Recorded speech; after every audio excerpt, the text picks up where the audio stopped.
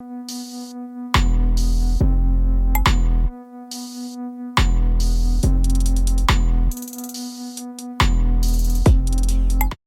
धम्म देशना देने के लिए पूजनीय भिक्षु दीपंकर भंते जी है। अभी दीपंकर भंते जी हमें धम्म देशना देंगे। धम्म देशना श्रद्धा पूर्वक सुनने के लिए 3 बार साधु साधु बोलिए।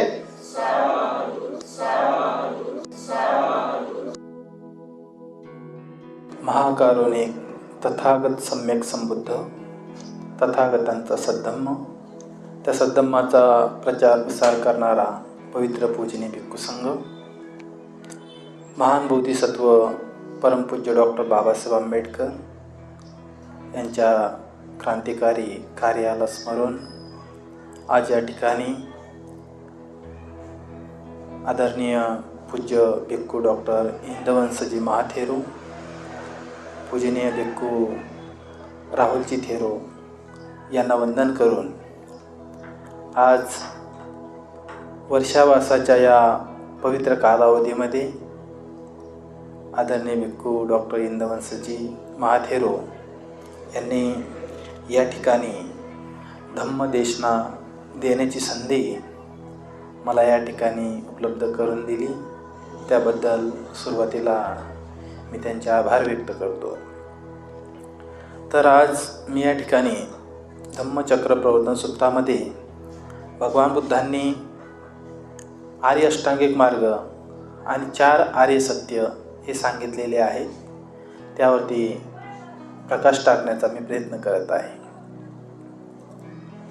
एवं मे सूतं एकं समयं भगवा इसी पतने मिगदाये विहरती तत्र खो भगवा पंचवग्ये भिक्खू आमंतेसी।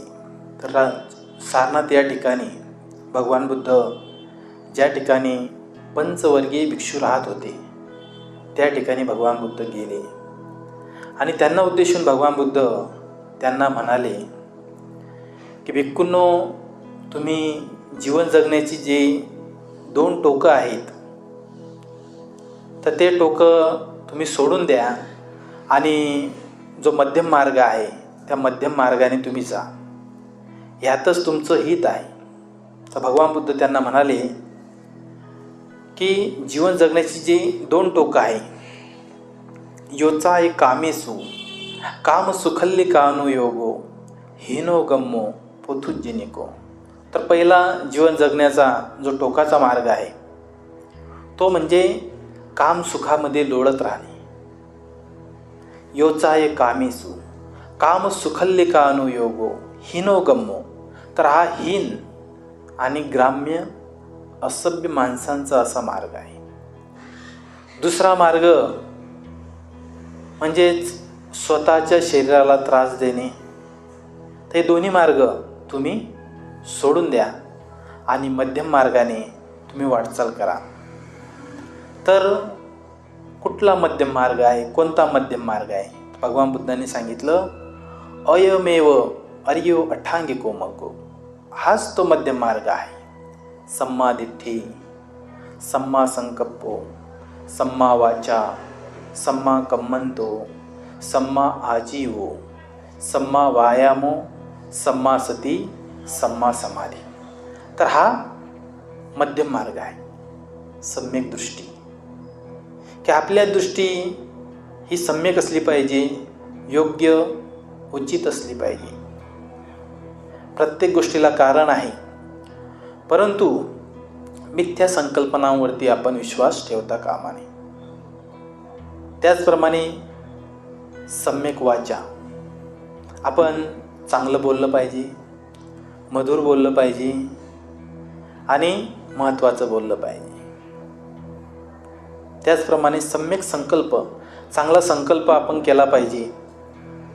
दर दिवशी आपण दर वर्षाला जसे संकल्प केले जातात की आपल्याला पुढं काय करायचं आहे, भविष्यात काय करायचं आहे, तर या दृष्टीने आपण चांगला संकल्प केला पाहिजे। आपण आशावादी राहिलं पाहिजे। बौद्ध धम्म हा आशावादी आहे। मोठी स्वप्न आपण पाहिली पाहिजे।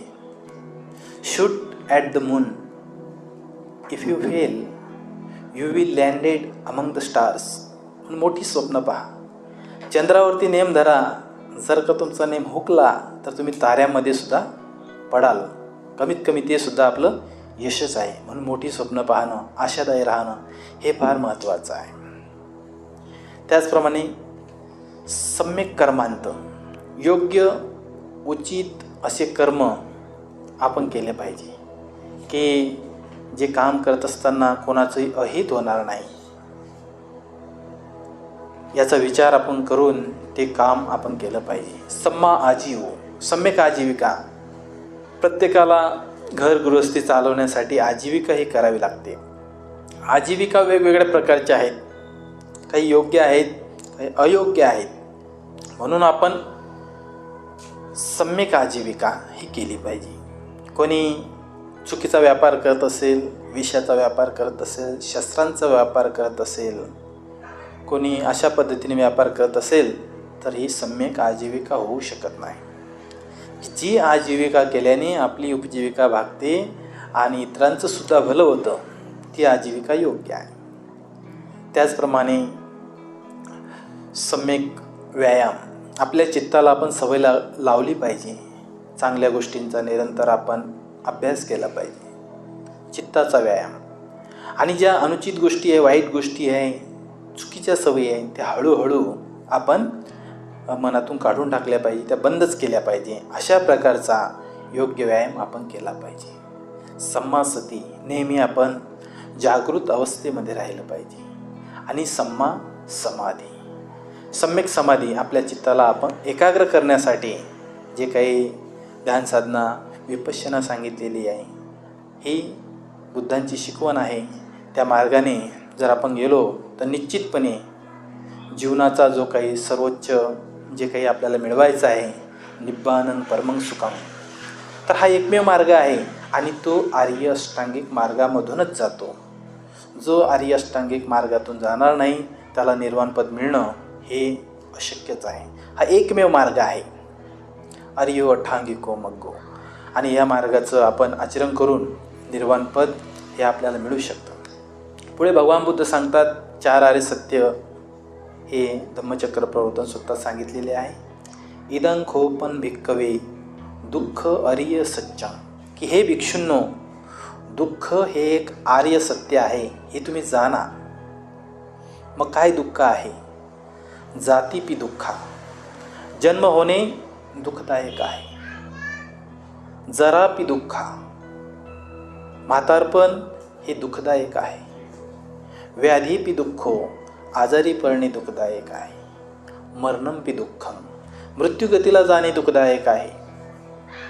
अप्रियेही संपयोगो दुःखो, अप्रिय व्यक्तीची भेट होणे दुःखदायक आहे. पियेही विपयोगो दुःखो, प्रिय व्यक्ती आपल्याला सोडून जाणे दुःखदायक आहे. त्याचप्रमाणे यम पिंचंग न लभती तंपी दुःखम, आपल्या मनाप्रमाणे एखादी गोष्ट न घडणे हे सुद्धा दुःखदायक आहे. संकितेनं, थोडक्यात पचुपादान खंदा दुःखा, 5 उपादान स्कंद हे सुद्धा दुःखाचं आगार आहे. दुसरं आर्य सत्य भगवान बुद्ध सांगतात, इदं खोपन भिक्कवे दुःख समुदय आर्य सत्यं, की दुःखाचा समुदय हे सुद्धा एक आर्य सत्य आहे.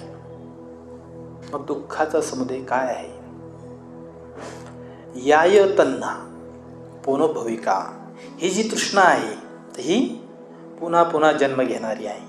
याय तन्ना पुनर्भविका नंदी राग सहगता तत्र तत्राभिनंदिनी, जे जे या तृष्णेला वाटते चांगलं आहे, गोड आहे, त्याच्या पाठीमागे तृष्णाही फिरत असते आणि पुन्हा पुन्हा जन्मही घेत असते. सेयथिद कामतन्ना विभवतन्ना, अशा पद्धतीने भवतन्ना, अशा या 3 प्रकारच्या तृष्णा भगवंतांनी सांगितलेल्या आहे. इदं खोपन भिक्कवे दुःख निरोध आर्य सत्यं, दुःखाचा निरोध हे सुद्धा एक आर्य सत्य आहे. यो तस्सा एव, वर सांगितलेल्याप्रमाणे, तन्हाय, वर सांगितलेल्या ज्या काही 3 तृष्णा आहे, यो तस्सा एव तन्हाय जागो पटी निसर्गो, या तृष्णांचा त्याग केल्याशिवाय, त्यांचा प्रतिनिसर्ग केल्याशिवाय आपली मुक्ती नाही. ज्याप्रमाणे पाऊस पडतो म्हणून आपण रक्षणासाठी छत्रीचा वापर करतो, त्याचप्रमाणे आपल्याला त्या तृष्णांचा त्याग करावा लागेल, त्यांचा प्रतिनिसर्ग करावा लागेल, त्यांना विरोध करावा लागेल. हाच मुक्तीचा मार्ग आहे. इदं खोपन भिक्कवे दुःख निरोध गामिनी पटीपदा, की दुःख निरोध करण्याचा सुद्धा मार्ग आहे. हे सुद्धा एक आर्य सत्य आहे. हे तुम्ही लक्षात घ्या, हे तुम्ही जाणा. हे भगवान बुद्ध धम्मचक्र प्रवर्तन सूत्रामध्ये ऋषी पत्तन मेघदायवन सारनाथ या ठिकाणी सांगतात की ज्या ठिकाणी भगवान बुद्धांनी धम्माचं चक्र फिरवलं, धम्माचं चक्र गतिमान केलं. तर दुःख निरोधाचा कोणता मार्ग आहे? तर हाच तो मार्ग आहे. अयमेव अर्यो अठ्ठांगिको मग्गो सम्मा दिट्ठी सम्मा संकप्पो सम्मा वाचा सम्मा कम्मंतो सम्मा आजीवो सम्मा व्यायामो सम्मा सती सम्मा समाधी. तर चार आर्य सत्य समजून घेणं हे फार गरजेचं आहे. ज्यांना चार आर्य सत्य समजली, ज्यांनी जाणून घेतली, ज्यांनी आचरणात आणली, त्यांना जीवन जगण्याचं जे काही मर्म आहे हे त्यांना कळालं. मग चार आर्य सत्य हे फारच महत्त्वाचं आहे. तर या ठिकाणी त्यांनी मला या ठिकाणी जी संधी दिली, तर पुन्हा त्यांचं मी या ठिकाणी आभार व्यक्त करतो, त्यांच्याविषयी कृतज्ञता व्यक्त करतो. तर भगवान बुद्धांनी सांगितलेलं आताच या ठिकाणी संपूर्ण जे बसलेले उपासक आहे त्यांनी दान कर्म या ठिकाणी केलेलं आहे. तर दानाच्या संदर्भात भगवान बुद्धांनी गाथा म्हटलेली आहे. दानं ठानं मनुस्सानं, की दान दिल्याने मनुष्याचा जन्म मिळतो. कारण दान ही मोठी पारमिता आहे, ही राजा पारमिता आहे. सर्व पारमितांची प्रमुख पारमिता म्हणजे दान पारमिता. दानं दुर्गती निवारणं, दान दिल्याने दुर्गतींचं निवारण होतं. दानं ठानं सोपानं, दान दिल्याने माणसाला उच्चतम अवस्था प्राप्त होते. दानं सग्गस साधकं, दान दिल्याने सर्व काही साध्य होते. म्हणून दान ही एक महत्त्वाची पारमिता आहे. पारमिता या पूर्णत्वाच्या अवस्था आहेत. प्रत्येकाला ज्या काही 10 पारमिता आहेत त्या पूर्ण करण्याचा प्रयत्न हा आपण करत असतो आणि केला पाहिजे. जे जे करतात तर निश्चितपणे पुष्कळसं कुशल कर्म संचित आपल्याकडे संचित होत असतं आणि ते पुढे आपल्याला मुक्त होण्यासाठी उपयोगी पडत असतं. तर ते आपल्याकडून आज हे महत्त्वपूर्ण असं दानकर्म झालेलं आहे. त्यांच्याप्रतीसुद्धा मी या ठिकाणी मंगलकामना व्यक्त करून आदरणीय बंतीजी डॉक्टर इंदवसजी महाथेरो, भिक्खू राहुलजी थेरो यांना पुन्हा वंदन करून मी माझे 2 शब्द या ठिकाणी संपवतो. सर्वांचं कल्याण हो, मंगल हो, सर्वांना दीर्घायुष्य लाभो.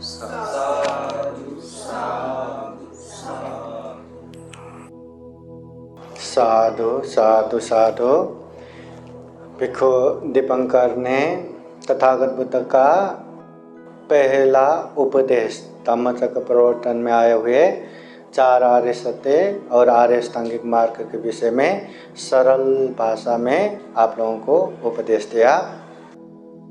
महाकारुणिक तथागत बुद्ध भी कहते हैं, अगर हमें दुख मुक्त होना है, अगर हमें दुख मुक्ति के मार्ग पे निरंतर चलना है और जीवन का जो अंतिम उद्देश्य है दुख मुक्त निर्वाण प्राप्त करना है, तो ये 4 आर्य सत्य को पहचानना ही है और आर्य अष्टांगिक मार्ग शील समाधि प्रज्ञा ये मध्यम मार्ग पे जाना ही है.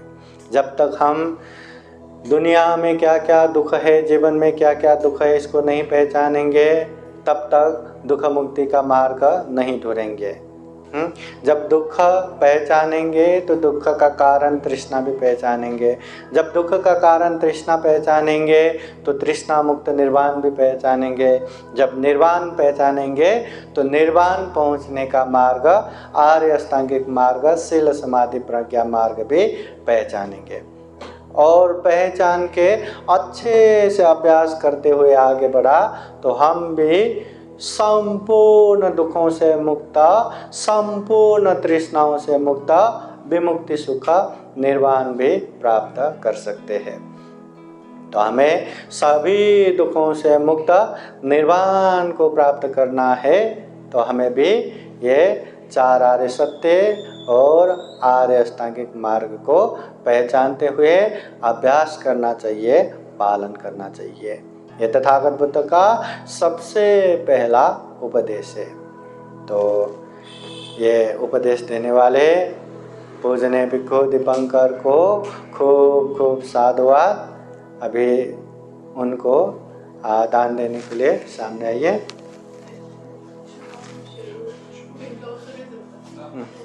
आइए सामने आके दान दीजिए।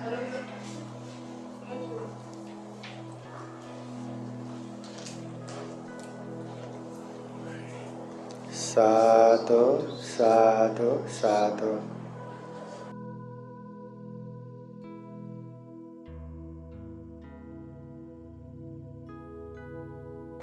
पीछे वाले 2 जन आओ, पिंटू और शुभम आ गया हो। थोड़ा आ गया और आ गया। 3 बार।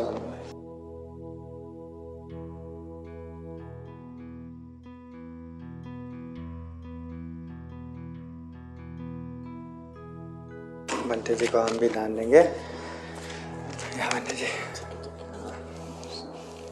साधु साधु साधु। साधु साधु साधु।